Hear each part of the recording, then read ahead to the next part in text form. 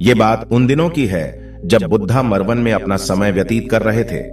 इस समय तक बुद्ध की प्रसिद्धि दूर दूर तक फैल चुकी थी। बहुत दूर दूर से लोग अपनी चिंताओं और परेशानियों का समाधान हेतु बुद्ध के पास आते थे। ऐसे ही एक दिन जब बुद्धा मरवन में अपने शिष्यों को प्रवचन दे रहे थे, तभी एक अधेड़ उम्र का व्यक्ति अपने नौजवान पुत्र को अपने साथ लिए बुद्ध की तरफ चला आ रहा था। जब यह प्रवचन स्थल के पास पहुंच गए तो बुद्ध ने एक नजर उन पर डाली और इशारे से बैठने के लिए कहा। जब प्रवचन समाप्त हो गए और सभी लोग वहां से चले गए तो बुद्ध ने उस व्यक्ति को अपने पास बुलाया और बैठने के लिए कहा। वहां चारों तरफ हरियाली छाई हुई थी। मौसम बहुत सुहाना था और तरह तरह के पक्षियों की आवाजें गूंज रही थीं। ऐसा नजारा देखकर उस व्यक्ति को अंदर से असीम शांति महसूस हो रही थी।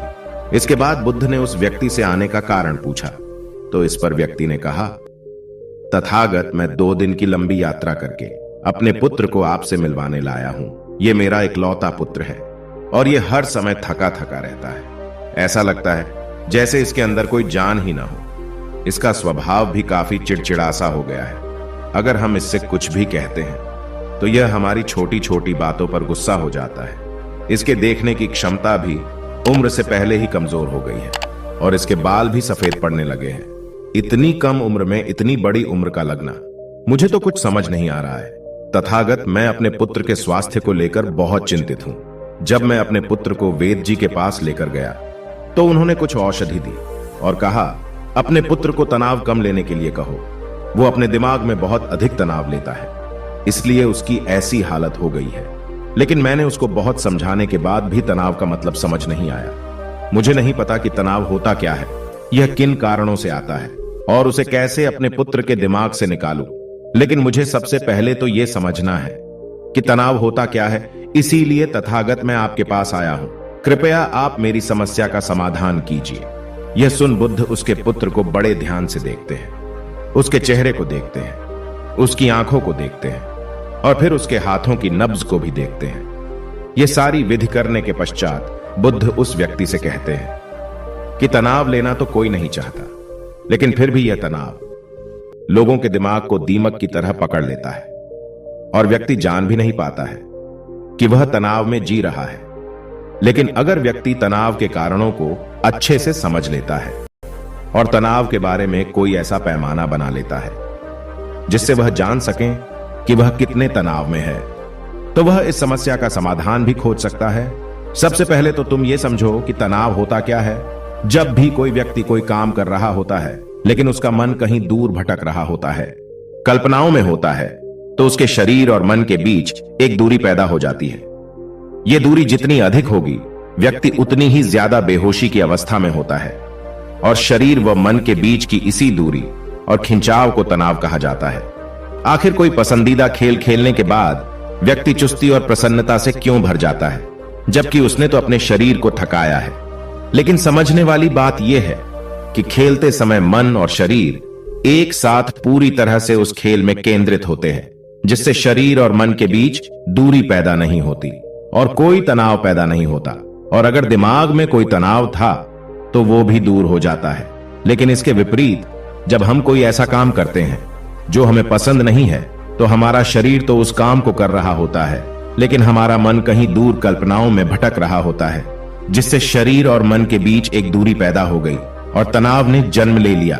इसीलिए व्यक्ति को एक समय पर सिर्फ एक ही काम करना चाहिए और अपने तन और मन की सारी शक्ति उसी एक काम पर लगा देनी चाहिए, जिससे व्यक्ति के अंदर तनाव पैदा ही ना हो। इसके बाद बुद्ध ने कहा, तनाव पैदा होने के मुख्य 8 कारण होते हैं और जिसने इन कारणों को समझ लिया वो जीवन भर तनाव मुक्त रह सकता है।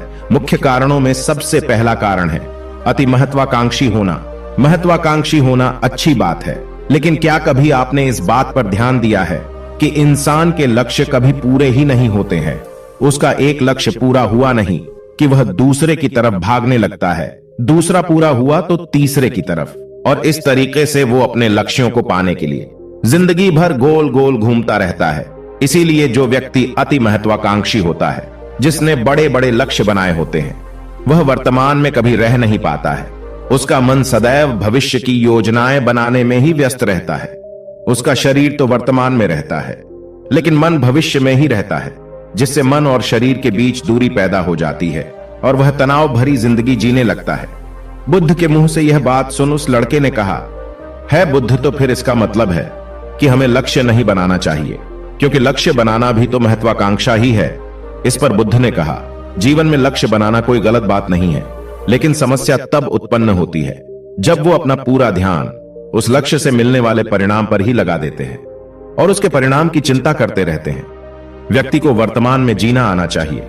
आप लक्ष्य बनाइए और उस लक्ष्य की प्राप्ति के लिए कड़ी मेहनत करिए, लेकिन साथ ही साथ आपको इस बात का भी ज्ञान होना चाहिए कि आप अभी वर्तमान में जी रहे हैं और वर्तमान ही सत्य है। बुद्ध ने आगे कहा, तनाव का दूसरा सबसे बड़ा कारण है ईर्ष्या करना है।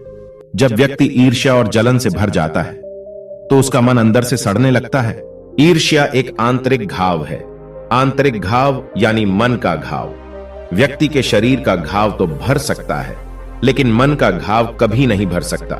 इसीलिए व्यक्ति को दूसरे की खुशी और तरक्की से कभी ईर्ष्या नहीं करनी चाहिए, क्योंकि ईर्ष्या तनाव का कारण है।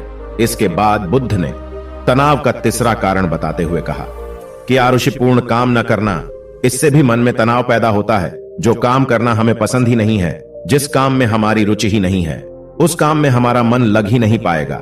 हमारा शरीर तो वहीं बैठा रहेगा, लेकिन हमारा मन कल्पनाओं की उड़ान भरेगा, जिससे शरीर और मन के बीच दूरी पैदा हो जाती है और व्यक्ति तनावग्रस्त हो जाता है।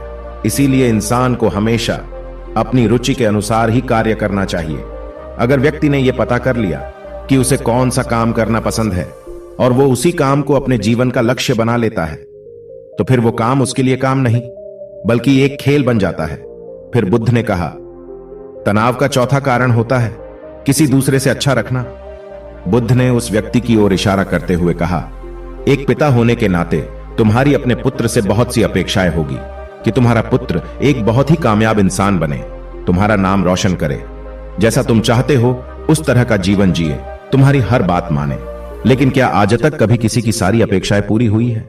जब भी कोई व्यक्ति किसी दूसरे से कोई अपेक्षा रखने लगता है तो वो अनजाने में अपने लिए तनाव पैदा करने लगता है। जरा सोचो कि अगर तुम्हारा बेटा तुम्हारे अनुसार काम नहीं कर रहा है और वो नहीं बन पा रहा है जो तुम उसे बनाना चाहते हो, तो निश्चित रूप से तुम्हारे दिमाग को तनाव तुम्हें पकड़ लेगा।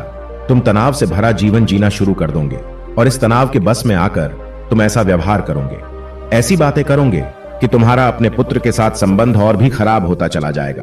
इसीलिए व्यक्ति को जितना हो सके उतनी कम अपेक्षाएं दूसरों से रखनी चाहिए, और अगर पूरी तरह से तनाव मुक्त रहना है तो दूसरों से अपेक्षा रखना ही बंद कर दो।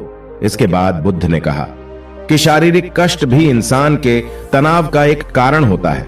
जब व्यक्ति किसी शारीरिक पीड़ा से गुजर रहा होता है तो उसका पूरा ध्यान अपने उस शारीरिक दर्द पर होता है और वो पूरे दिन बस उसी के बारे में सोचता रहता है, जिससे उसका मन दुख के विचारों से भर जाता है और ऐसी स्थिति में व्यक्ति तनावग्रस्त रहने लगता है। यह सुन उस व्यक्ति ने कहा कि हे बुद्ध, शारीरिक दुख तो किसी भी व्यक्ति को हो सकता है, तो फिर क्या हुआ? व्यक्ति जीवन भर तनाव में ही जिएगा?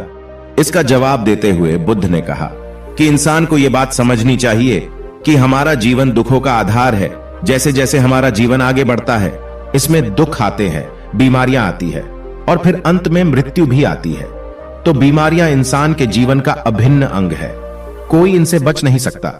बस किसी किसी के जीवन में यह समय से पहले आ जाती है तो किसी के बाद में आती है। जब इंसान का मन इस बात को अच्छे से समझ लेगा तो फिर वह अपनी बीमारी के बारे में सोच सोच कर ज्यादा तनाव नहीं लेगा, क्योंकि यह हमारे जीवन का अभिन्न हिस्सा है और इसके लिए व्यक्ति को शारीरिक रूप से भी अभ्यास करते रहना चाहिए। अपने जीवन में व्यायाम और स्वस्थ जीवन शैली को भी जगह देनी चाहिए ताकि उसका शरीर लंबे समय तक निरोगी रहकर सही से काम कर सकें। तनाव का अगला कारण होता है अपनी योजनाओं को समझने के लिए समय न देना। कुछ लोगों के दिमाग में कोई विचार आया ही नहीं कि वो बिना सोचे समझे उस पर काम करना शुरू कर देते हैं, और जब उस काम में उन्हें असफलता मिलती है तो वह तनाव से भर जाते हैं, क्योंकि उन्होंने उस काम को शुरू करने से पहले उसके बारे में पूरी जानकारी इकट्ठा नहीं की थी। इंसान को कोई भी काम शुरू करने से पहले उसके अच्छे और बुरे परिणामों के बारे में ठीक से सोच विचार कर लेना चाहिए। इंसान को इस बारे में भी सोच लेना चाहिए कि अगर ये योजना सफल नहीं हुई तो फिर इसके बाद मैं क्या करूंगा? इसलिए व्यक्ति को अपनी योजनाओं को ठीक से समझने के लिए पूरा समय देना चाहिए, ताकि बाद में उस योजना की वजह से तनाव पैदा ना हो। तनाव का 7वां सबसे बड़ा कारण है टाल मटोल करना, आज के काम को कल पर टालना। आप लोगों ने यह कहावत तो सुनी होगी कि आलस्य इंसान के शरीर का सबसे बड़ा शत्रु है। इंसान आलस्य की वजह से आज के काम को कल के लिए टाल देता है और फिर काम को टालना उसकी आदत बन जाती है। काम को कल पर टालने वाले व्यक्ति का काम कभी भी समय पर पूरा नहीं हो पाता है, और अगर किसी तरह से पूरा हो भी जाता है तो वह उतना अच्छा नहीं हो पाता है जितना अच्छा उसे किया जा सकता था, और फिर यह बात व्यक्ति के अंदर तनाव पैदा करती है। लेकिन काम को टालना या काम को एकदम अंत समय पर करना एक आदत है, इसीलिए व्यक्ति ना चाहते हुए भी बार बार अपनी इस आदत का शिकार बन जाता है और काम को टालता रहता है। और फिर जब काम की समय सीमा पास आ जाती है तो वह तनाव से भरकर काम को पूरा करने का प्रयास करता है। इसीलिए तनाव मुक्त रहने के लिए व्यक्ति को काम को टालने की आदत छोड़नी पड़ेगी, और यह तभी संभव है जब व्यक्ति काम को समय से पहले खत्म करने का निश्चय करे। सबसे आखिरी और सबसे प्रमुख कारण जो तनाव का होता है वो है ज्यादा सोचना। लगातार सोचते रहना भी एक बीमारी है, और यह उस व्यक्ति में सबसे ज्यादा पाई जाती है जो सिर्फ कल्पनाएं करता है, जो अतीत की घटनाओं और भविष्य की बातों के बारे में सोचता रहता है, जो बेवजह के अनुमान लगाता रहता है। इसीलिए व्यक्ति को ज्यादा सोचने की आदत पर लगाम लगाना चाहिए। इसके लिए जितना हो सके खुद को काम में व्यस्त रखना चाहिए, और हर दिन ध्यान का अभ्यास करने को अपने जीवन का हिस्सा बना लेना चाहिए। बुद्ध के मुंह से यह सारी बातें सुनकर उस व्यक्ति ने हाथ जोड़कर कहा, बुद्ध, मेरा पुत्र तो अभी मात्र 20 वर्ष का ही है, और इसमें अभी इतनी समझ भी नहीं है कि यह आपकी बताई सारी बातों का एक साथ पालन कर सकें। आप कृपया करके तनाव मुक्त रहने का कोई आसान सा तरीका बता दें, जिससे मेरा बेटा उसका अनुसरण भी कर सके और तनाव मुक्त भी रह सके। उस व्यक्ति की यह प्रार्थना सुन बुद्ध ने कुछ सोचते हुए जवाब दिया, अगर तुम इतनी सारी बातों का पालन नहीं कर सकते हैं तो इसके लिए एक बहुत ही आसान विधि है। तुम एक बार मैं एक काम को करने पर ध्यान लगाओ। जो भी काम कर रहे हो उस समय पर सिर्फ उसी काम को करो, सिर्फ उस पर ही अपना पूरा ध्यान लगाओ। और अगर तुम्हारा मन इधर उधर भटक जाता है तो जैसे ही तुम्हें याद आए उसे वापस फिर उसी काम में लगा दो। यह सबसे आसान और अच्छा तरीका है तनाव मुक्त रहने का। जब तुम भोजन करो तो उस समय सिर्फ भोजन ही करो, उसके पूरे स्वाद का आनंद लो, उसका अनुभव करो। जब चलो तब अपना पूरा ध्यान सिर्फ चलने में ही लगा दो। इससे तुम्हारा मन और तुम्हारा शरीर दोनों एक जगह पर केंद्रित रहेंगे, दोनों के बीच दूरी पैदा नहीं होगी, जो कि तनाव का मुख्य कारण होती है।